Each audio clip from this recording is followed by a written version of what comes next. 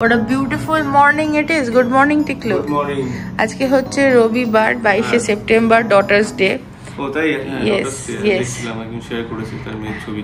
আমিও শেয়ার করেছি। আজকে আমরা একটা অনুষ্ঠান হচ্ছে। অবশ্য হ্যাঁ অনেকেই জানে বোধহয় যে স্নেহা যখন প্রেগন্যান্ট ছিল তখন আমার ইচ্ছে ছিল বিশেষ করে যে যাতে মেয়ে হয়। আমরা তো নামও রেখেছিলাম মনিকা। হ্যাঁ তারপরে তো সিম্বা হলো এবং আমরা অবভিয়াসলি কোনো রকম তাতে আক্ষেপ নেই।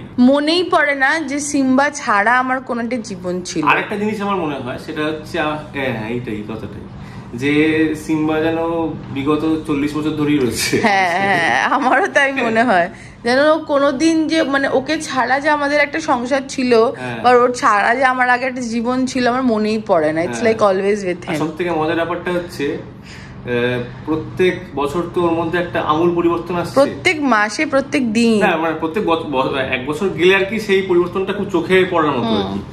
তো সেখানে আর কি 3 বছর আগে মনে হয় যে একটা অন্য সিম্বা ছিল, তারপরে বছর আরেকটা অন্য সিম্বা, এই বছর আরেকটা সিম্বা, আবার আসছে বছর আরেকটা সিম্বা হবে। হ্যাঁ ব্যাপারটা এক্স্যাক্টলি কি যারা বাবা মা তারা বুঝতে পারবে যে আমি কি বলতে চাইছি। হ্যাঁ তো এই জার্নিটা প্যারেন্টহুডের খুব সুন্দর এবং এর থেকে ভালো কি হয় জানি না, সেটাই। এবং আজকে যেহেতু ডটার্স ডে সেহেতু উমিকা যেমন আমার মেয়ে, তো আমরা একটা ইভেন্টে আমরা পার্টিসিপেট করছি অ্যাজ গিফট পার্টনার, যেখানে ডটার্স ডে সেলিব্রেট করা হবে এবং অনেক ডটার্সদের অ্যাওয়ার্ডেড করা হবে যারা খুব ভালো কাজ করছে নিজেদের লাইফে। ডটার্স ডে সেলিব্রেট করা, সানস ডে সেলিব্রেট করা হয় না? হয় হয়, একটা দিন আছে, ওটা তোমায় গুগল মাইয়া বলে দেবে। 34 সেপ্টেম্বর না 34 সেপ্টেম্বর না হয়। ওই দেখো we have a visitor. Hi Chiklu ভয় পায় ভিজিটরকে। না আমার অ্যালার্জি হয় মানে। হ্যাঁ এটা বলেছিলাম আমি, পায়রার থেকে সাবধান, পায়রা কেউ কিন্তু বাড়িতে পুষো না, পায়রা লাংসের জন্য খুব ক্ষতিকারক। 304 এটা মামনির ঘর। কি হচ্ছে? এই বাচ্চা এই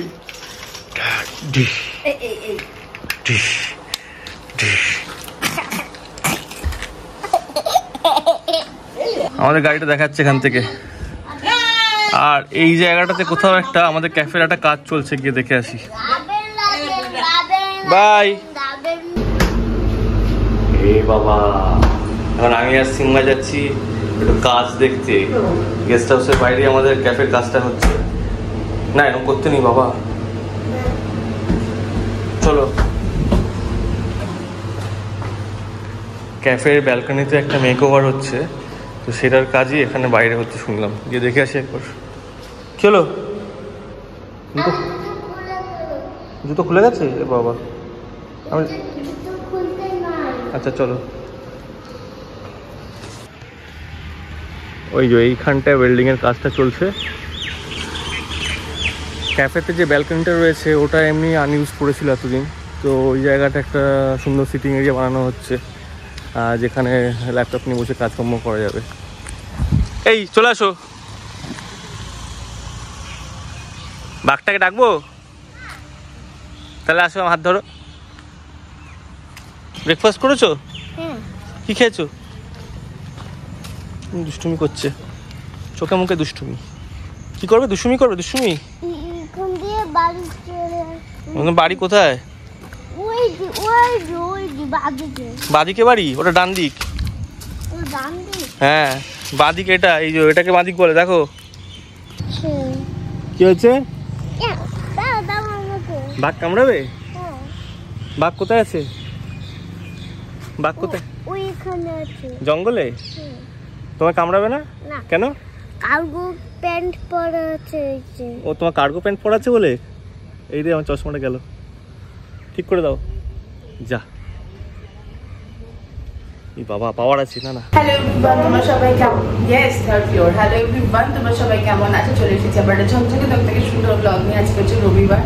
সকাল সকাল ঘুম থেকে উঠে আমি একদম স্নান ধান করে রেডি, আর যাচ্ছি এখন মায়ের রুমে। সকালে তো ঘুম থেকে 9টার সময় সিম্বা উঠেছিল, তখন আগে দুধ খাইয়ে ব্রাশ করিয়ে নীলিমার সাথে মায়ের কাছে পাঠিয়ে দিয়েছিলাম। এখন যাই গিয়ে দেখি কি করছে।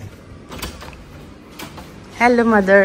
হাই। আমি ভাবছিলাম এই জামাটাই পরবো যেটা সাদাটা আছে, কিন্তু এটা লুজ হয়ে গেছে আমার। হ্যাঁ না আমি এটা পরে নিলাম। You looking good. চান হয়ে গেছে? হ্যাঁ চান হয়ে গেছে, ঠাকুর পুজো করা হয়ে গেছে। Good girl, good girl. সকাল থেকে মনটা কফি কফি করছে। এমা চিপস কে খাচ্ছে? গানতে গানতে চিপস খাচ্ছে। Good morning Bablu. কি হচ্ছে? মন খারাপ? কোথায় গেছিলে তোমরা ঘুরতে? তুমি বাইরে গেছিলে?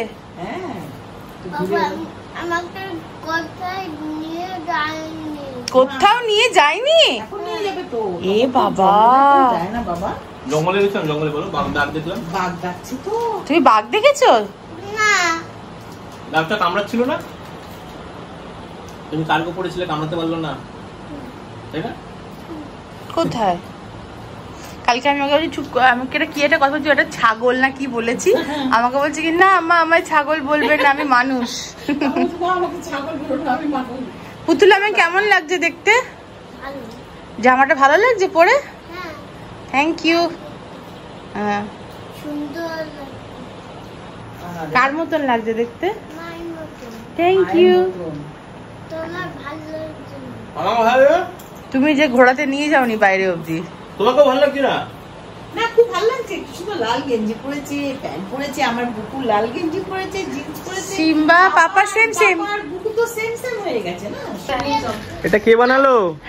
এটা কে বানিয়েছে? তুমি বানিয়েছো এটা?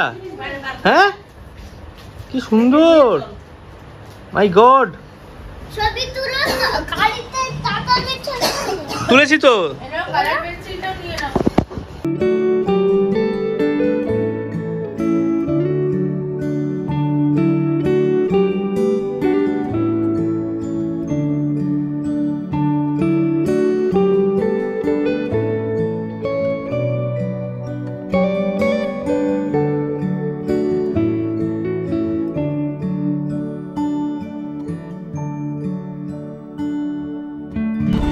এখানে অনেক ইনস্টলেশন আছে আমার। তোমার এখন ক্যালকাটা 64 এর সবই তোমার ইনস্টলেশন, যেই খেয়ে যাচ্ছে সবই তো ইনস্টল করে যাচ্ছে। ওকে यस এটা হচ্ছে এমবিএ কলেজটা হয়নি? বিনোদগুপ্ত স্কুল অফ ম্যানেজমেন্ট। এটা নতুন না? নতুন না মানে হ্যাঁ 20-25 বছর হবে। আর নতুন ল কলেজে এসে না, রাজীব গান্ধী ল কলেজ বোধহয়। Intellectual property. Intellectual property. Simba কি বললে পাপা? ইনকাটা প্রপার্টি বলে বলে।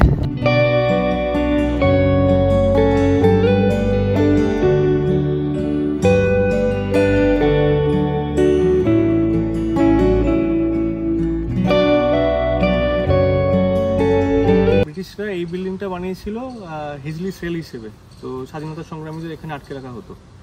এবং তারপরে এবং এটা ছেলেদের কোয়ার্টার ছিল, মেয়েদের কোয়ার্টার ডিফারেন্ট ছিল। হ্যাঁ একটা কোনো একটা ফায়ারিং হয়েছিল, ব্রিটিশ ওরা ইচ্ছা করে করেছিল। ফায়ারিং হয়েছিল যেখানে স্বাধীনতা সংগ্রামীদের হঠাৎ করে মেরে দেওয়া হয়। তো এবং তাদের মধ্যে দুজনের বডি নেওয়ার জন্য স্বয়ং সুভাষচন্দ্র বোস কলকাতা থেকে এখানে এসেছিলেন। এইখানে এসেছিলেন বাবা, মানে আমার সত্যি গায়ে কাটা দেয় যখনই আমি ভাবি যে ঠিক এই জায়গাটার, মানে এই জায়গাটার এই হিস্ট্রির একটা পার্ট হচ্ছি আমরা, তাই না? ওইদিকে আছে হিজলির জেল, কারাগার, আর আরো গল্প আছে প্রচুর প্রচুর। যোগচারণক এখানে এসে উনি ছিলেন অনেক বছর, তারপরে এখানে পরাস্ত হয়ে তারপরে উনি ফিরে যান হচ্ছে ইয়েতে উলুবেড়িয়ায়, ওখানে ছিলেন। তারপর ওখান থেকে যান হচ্ছে সুতানুটিতে, কলকাতা গোবিন্দপুর সুতানুটি 3টে গ্রাম মিলে কলকাতা হয়েছিল। তো সুতানুটি গ্রামের থেকে উনি আস্তে আস্তে কলকাতা শহরটা তৈরি করেন। সব কিছু এখান থেকে শুরু হয়েছিল। আর এই জায়গাটার নাম ছিল এক সময় হিজলি কিংডম, যে হিজলি রাজা এই জায়গাটা পুরো চালাতেন। এবং ওই সময় খুব অ্যাফ্লুয়েন্ট রাজা ছিলেন ভারতবর্ষের, তাকে মোগলরা পরাস্ত করেন। এবং এটা আইল্যান্ড ছিল আগে, আইল্যান্ড ছিল, হ্যাঁ মেইনল্যান্ড থেকে আলাদা ছিল এই জায়গাটা। তারপর আস্তে আস্তে মানে প্রায় 500-600 বছর বা তারও আগে আর কি, আস্তে আস্তে তারপরে মেইনল্যান্ডের সঙ্গে যুক্ত হয়ে যায়। হ্যাঁ উপরে উঠতে যায়, নিচে তোমার মিউজিয়াম আছে, যাওয়াও যায়। চলো তোমাকে নিয়ে যাই। হ্যাঁ এই জায়গাটা খুব সুন্দর এবং অদ্ভুত একটা শান্ত পরিবেশ এখানে। এবং এখানে কত স্বাধীনতা সংগ্রামী যে নিজের প্রাণ হারিয়েছে। তো চলো এদিকে চলো, এসো। ওখানে একটা ট্রেন আছে, খুব খুশি হয়েছে প্লেন। ওটা কি বাবা? গুড্ডু ও দেখছি যখন থেকে নিয়ে এসছে ক্যাফে না হলে হোটেল, নতুনত্ব কিছু দেখতে পাচ্ছি না। এখন দেখতে পেয়েছি বিশ্বযুদ্ধের সময় এই ছানাতে এসো।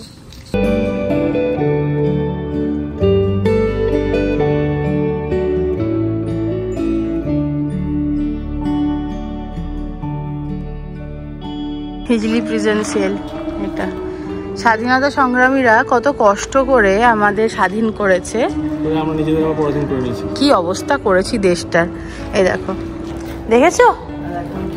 আর আমাদের দেশের, সেই দেশের কি অবস্থা করেছি আমরা, তাই না? বলো তো, এই অভাগার দেশ হয়ে গেছে। আর কি বলবো, এগুলোতে ছিল না, এখন মনে হচ্ছে যেন গল্প। হ্যাঁ, মানুষগুলো নিজের জীবন মনে হচ্ছে যেন নষ্ট করেছে।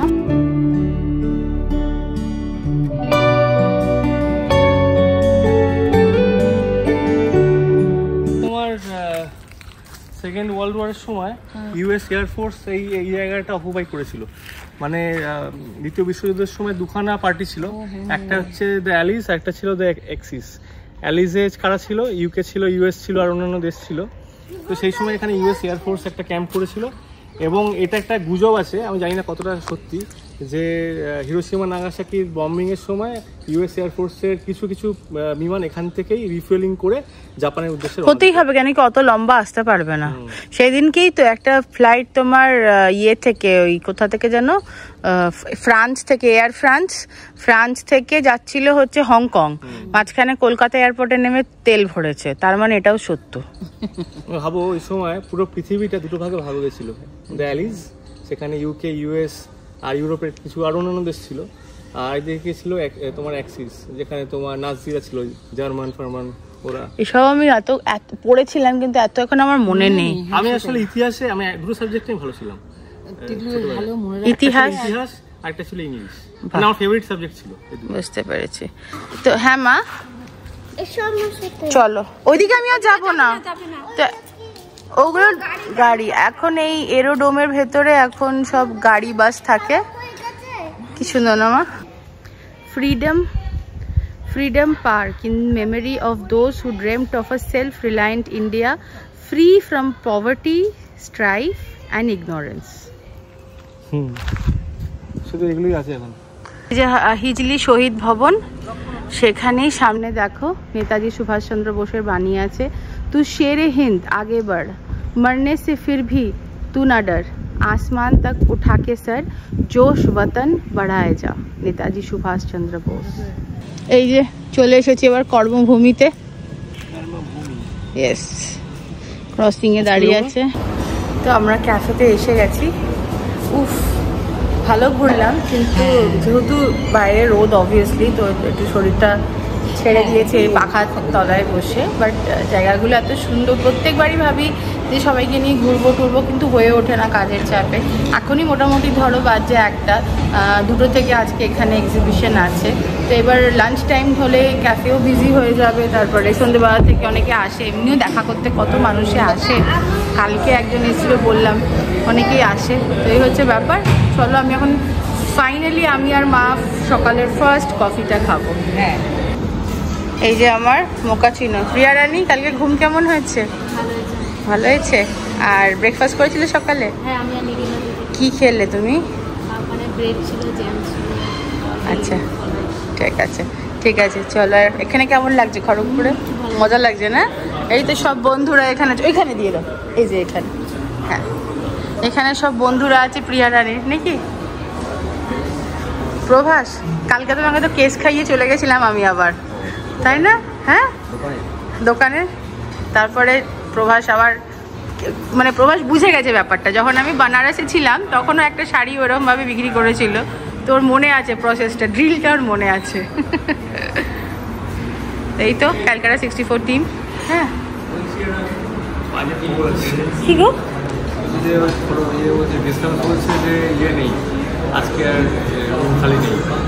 তোমাকে তো কালকেই করতে বলেছিলাম।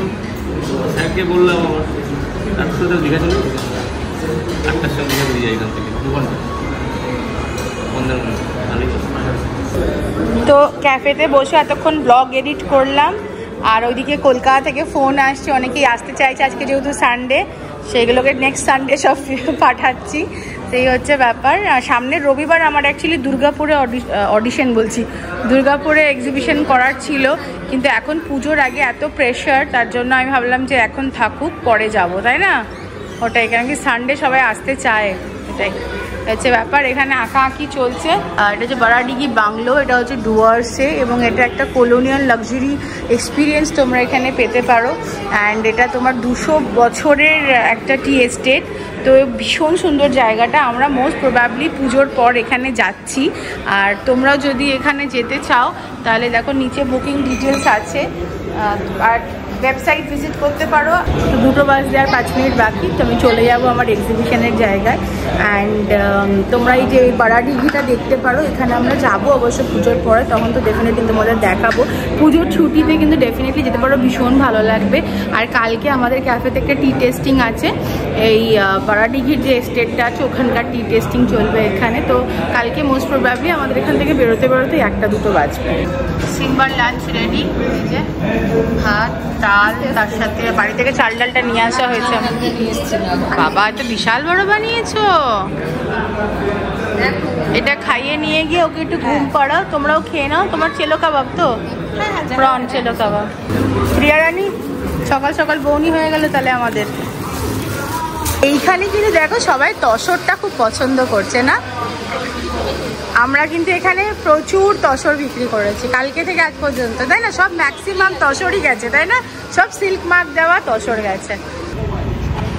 আমাদের registry anniversary lunch, delayed lunch. হ্যাঁ, কেন কি কালকে মা টাকা দিয়েছিল, আমরা কিছু খেতে পারিনি, সেই টাকায় আমি পানপড়া খেয়ে নিয়েছি। তো এটা হাইওয়ের ওপরে হোটেলটা, এটার নাম হচ্ছে ওয়ান্ডার কান্ট্রি ক্লাব। হ্যাঁ, এবং হ্যাঁ, যখন আমরা এই রাস্তা দিয়ে হাইওয়েতে উঠি সবসময় এটা দেখি, আমার খুব আসতে ইচ্ছা করে, তো ফাইনালি আজকে এলাম। Yes, let's go. তো এই যে আমাদের লাঞ্চ, এখানে আছে রাইস আর গ্রিন থাই কারি, এখানে আছে মশালা কুলচা একটা, আর চিকেন কষা। হাত ধুয়ে এলে? আমি খেয়ে নিই এটা ভাতটা, তারপরে কি হাত ধুয়ে আসবো না ফর রুটি। হ্যাঁ, আস্তে করো, আস্তে করো, আওয়াজটা আস্তে করো। কটা আইসক্রিম খাবে? কেমন করে খাবে? বাহ। আর চিকেন তন্দুরি কেমন লাগলো? ঝাল। চলো আইসক্রিম খাবো, চলো। এবার একটা বিরল দৃশ্য দেখা যাবে। সিম্বা হাফ প্যান্ট পরেছে, বিরল দৃশ্য।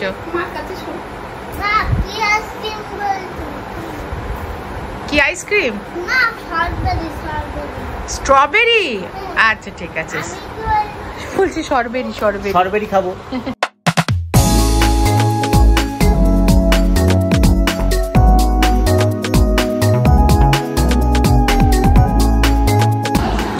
এখন বাজে 10:30। আজকের মতন আমাদের এক্সিবিশন শেষ। ক্যাফেও এখন খালি হয়ে গেছে। এবার আমরা যাব কোথাও ডিনার করে রুমে যাব, তাই তো? সিম্বা একটু খিচুড়ি খেতে, সিম্বার আজকে খিচুড়ি খেতে মন হচ্ছে না, এক খেয়ে হয়ে গেছে। হ্যাঁ, আমরা এখন খাবার নিয়ে, জল নিয়ে, সারাদিন কাজকর্ম করে বেরিয়েছি বাড়ির উদ্দেশ্যে। নাকি টিকলো?